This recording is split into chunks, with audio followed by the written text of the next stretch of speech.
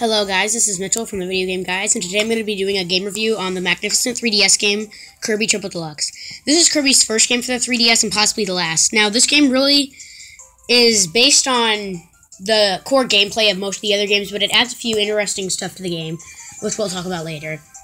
One of the interesting things it adds is a couple of new story modes. So I'm going to show you guys some stuff in the game, so let's just get started.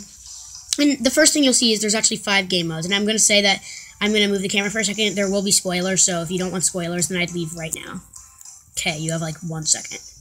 Okay, so the first mode is story mode, which is basically like what you'd think it would be. This beanstalk has ground, and Kirby travels up to it, and he goes through the levels, and each level has sections in it, and he tries to stop the evil guys. Now, King Dedede and Meta Knight are interpreted in the story in their own ways, and each level feels a lot different than the last one, and they each are very themed and gimmicked, and they really fit together really well.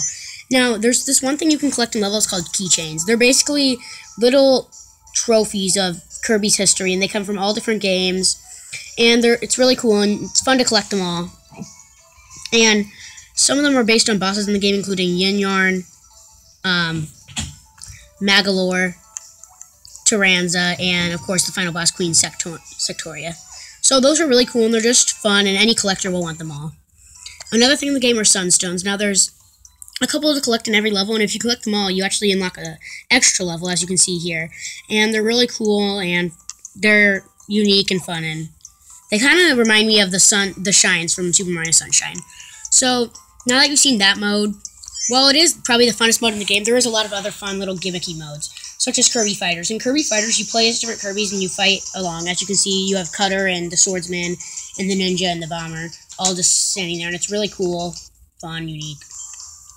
And then there's Dedede Drum Dash. In this mode, you basically play as King Dedede and you bounce on the different drums. And it's a little challenging and aggravating, but you'll get the hang of it, and it's really fun. The next mode in the game is actually unlockable, which is the Arena. In the Arena, you play as Kirby, and you actually have to fight different bosses throughout the game. I've beaten that mode as well, and it's really cool and fun, but it is a bit challenging. The True Arena is even more challenging, as you have to fight more bosses, and they get harder. So that's a really fun mode. And then there's Dedede Tour, which is this mode where, basically, you play as Dedede, but you're playing through the game again, but it's a time attack. So that's a fun mode.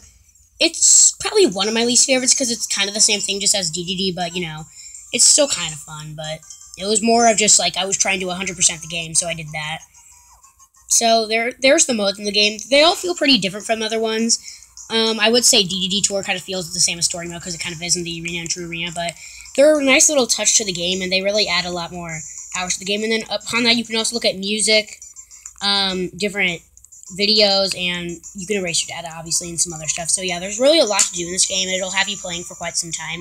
I'd recommend it to all Kirby fans, or people who are fans of other series like Mario, The Legend of Zelda, and Metroid, and it's a really fun game, and it's a nice playthrough.